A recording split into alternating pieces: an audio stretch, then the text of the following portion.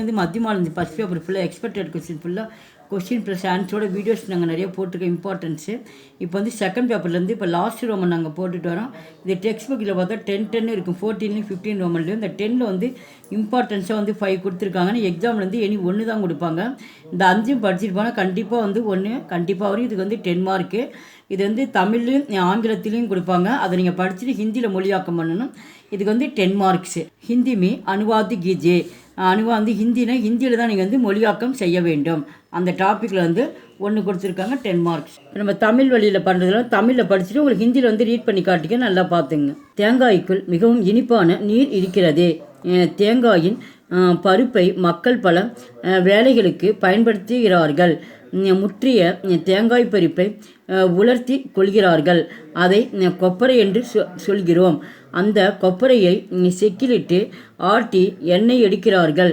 தேங்காய் எண்ணெய் விளக்கிற்கும் தலையில் தடவிக்கொள்வதற்கும் உபயோகப்படுகிறது. அதனுடைய ஓலைகளை கொண்டு பாய்கள் செய்யப்படுகின்றன.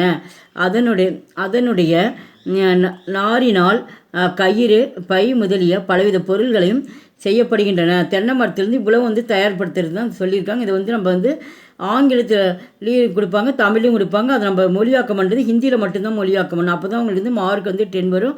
அழகாக அந்த தமிழ் மீனிங் வச்சு இப்போ தேங்காய் அப்படிங்கும்போது நாரியல் அப்படின்னு தென்னை மரன்ட்டு அழகாக நீங்கள் எழுதலாம். அப்படி தெரியல இந்த தமிழ் வார்த்தை படித்து இப்போ இனிப்பு அப்படின்னா வந்து மீட்டா அப்படின்ற மாதிரி இதை வச்சு கூட நீங்கள் வந்து ஓனாக எழுதலாம். மார்க் வந்து உங்களுக்கு ஒரு 7 மார்க் கூட கிடைக்க வாய்ப்பு இருக்குது. நல்லா பார்த்துங்க. आंसर नारियल के अंदर बहुत मीठा पानी होता है.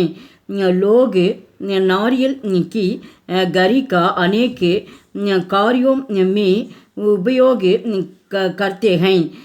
नारियल की पकी गरी की शुक्का लेते हैं. उसे कोबरा அந்த கொப்பரை தேங்காய்ன்றாங்களா, அதுதான் அந்த कोबरा कहते हैं. उसे कोल्हू में डालकर निचोड़ते हैं. और देलना வந்து எண்ணெய்னு அர்த்தம். तेल निकलते हैं. नारियल का तेल दीपना विளக்கு. दीप जलाने विளக்கு எரியறதுக்கும் और सिर पर सिरना வந்து தலையில் வந்து தடவறதுக்கும் सिर पर लगाने के काम के आता है. नारियल के पत्ते से सड़ाइयाँ बनाई जाती हैं. उसके रेशों से रस्सी அப்படின்னா வந்து கயிறு தயாரிக்கிறது. தைலி ஆதி अनेक उपयोगी वस्तुएं बनाई जाती हैं. அடுத்த செகண்ட். தில்லி அரியணையில் அமர்ந்து 4-5 ஆண்டுகளுக்கு பிறகு பாபருடைய அன்பான ஒரே மகன் ஹிமாயூன் நோயுற்றான். மிகுந்த மருத்துவம் செய்தும் அவனுடைய நோய் அதிகரித்து வந்தது. அரசவையில் ஒருவர் சொன்னார், தங்களுடைய மிக விருப்பமான ஒரு பொருளை திறந்து விடுவீர்களே. ஆனால் அந்த ஒரு பொருளை வந்து உங்களுக்கு பிடிச்சதை வந்து அதை வந்து நம்ம விட்டுணுமா, அதுதான் விடுவீர்களே. ஆனால் தங்களுடைய மகன் குணமடைவான். இதன் பின் பாபர் சொன்னார். இது சொன்னவொன்னே வந்து அந்த அரசவையில் ஒருத்தர் சொன்னார், உங்களுக்கு பிடிச்சது ஏதாவது விட்டுட்டீங்களா, அதை விட்டால் தான் உங்கள் மகன் வந்து குணமடைன்னு சொல்லி அந்த அரசவையிலேருந்து ஒருத்தர் சொல்கிறாங்க. அது என்னுடைய அன்பான மகனுக்காக நான் என்னுடைய உயிரையே திறந்து விட தயாராக இருக்கிறேன். உடனே மன்னர் சொல்கிறாரு, என் மகனுக்கோசரம் என் உயிரை கூட நான் விடுறதுக்கு தயாராக இருக்கிறேன் அப்படின்றதான் சொல்கிறாங்க. இது ரொம்ப இம்பார்ட்டன்ஸ். இது வந்துக்கிட்டே இருக்குது. இது நல்லா பார்த்துங்க. இப்போ நம்ம ஹிந்தியில் எடுத்து பார்க்கலாம். ஆன்சர். தில்லிக்கு சிம்ஹாசன் அப்படின்னா அரியணைன்னு அர்த்தம். தில்லிக்கு சிம்ஹாசன் பர்றம்னா அரியணை மேல் பைட்னே. அரியணை மேலே வந்து அமர்ந்து 4-5 சாலு அப்படின்னு 4-5 சாலுன்னு ஆண்டுகள்னு அர்த்தம். அதுதான் சொல்லியிருக்காங்க.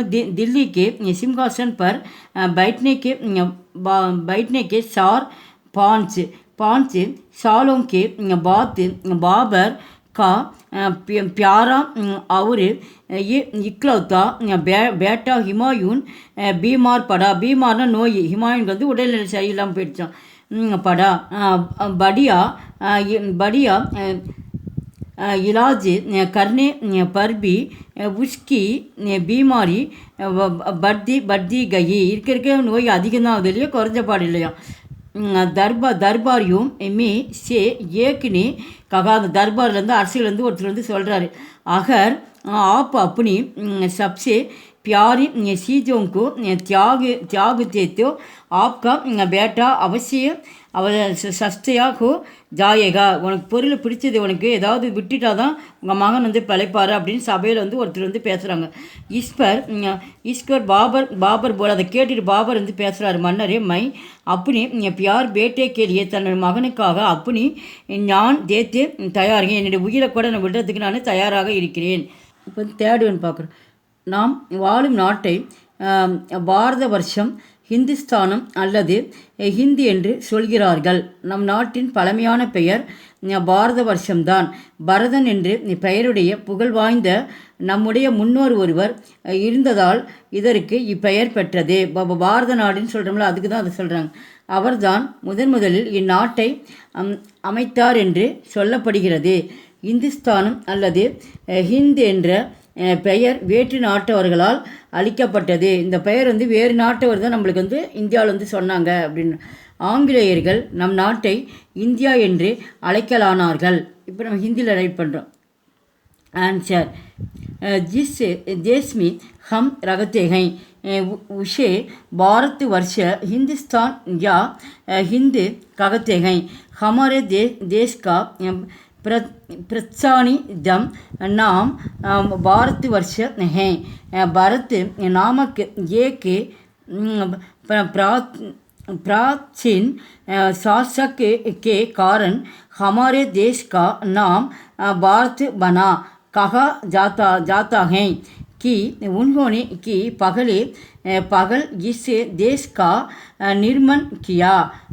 हिंदुस्तान या हिंदू विदेशियों அப்படின்னா வெளிநாட்டவர் தான் அந்த பெயர் சூட்டினதுன்றாங்க. विदेशियों के दिए हुए नाम थे.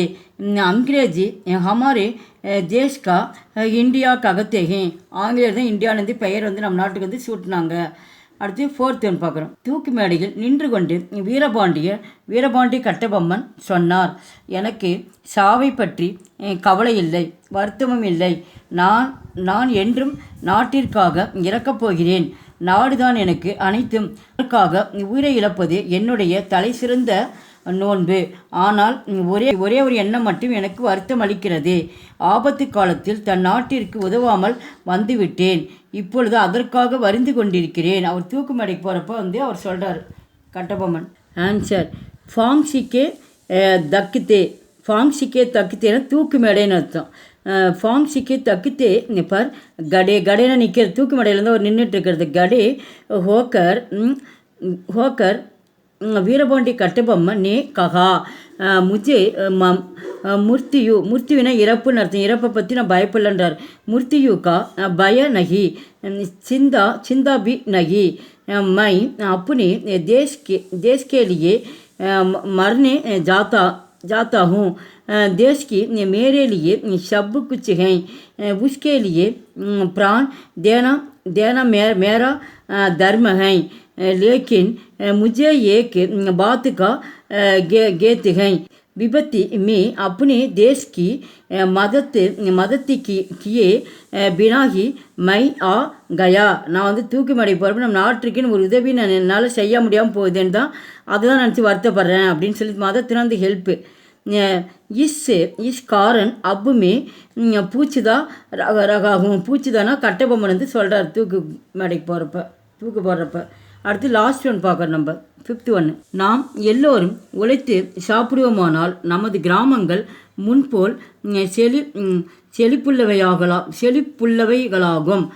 தேவையுள்ள ஒவ்வொரு பொருளையும் கிராமத்திலேயே உண்டாக்க வேண்டும். அப்பொழுது நம்மேல் வேறொரு மாற்று சக்தி தனது ஆதிக்கத்தை செலுத்த முடியாது. தன்னுடைய பொருள்களை நம் தலைமேல் சுமத்த முடியாது. கிராமத்தில் ஏதாவது சண்டை சச்சரவு நடந்தால் வீட்டை போலவே எல்லா மக்களும் உட்கார்ந்து கொண்டு அதை தீர்த்து கொள்வோம்.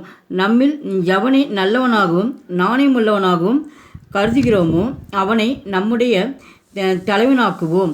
நம்முடைய நலனை பற்றி எடுத்து கூற அவனை மாநில சட்டமன்றத்திற்கோ அல்லது நாடாளுமன்றத்திற்கோ நம்முடைய பிரதிநிதியாக்கி அனுப்புவோம்.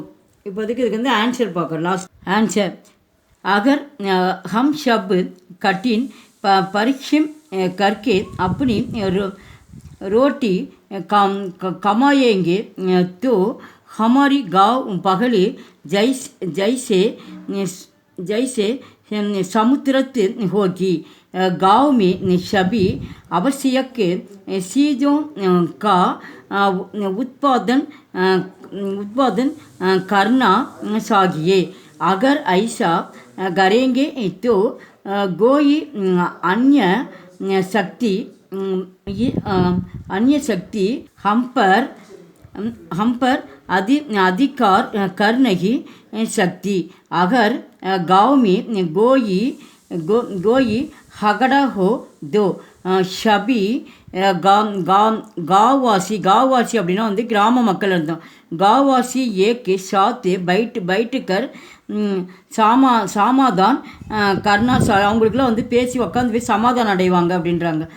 जैसा कि हम घर में करते हैं जिसे हम ईमानदार और अच्छे समझते हैं उसे अपना नेता बना लेना चाहिए.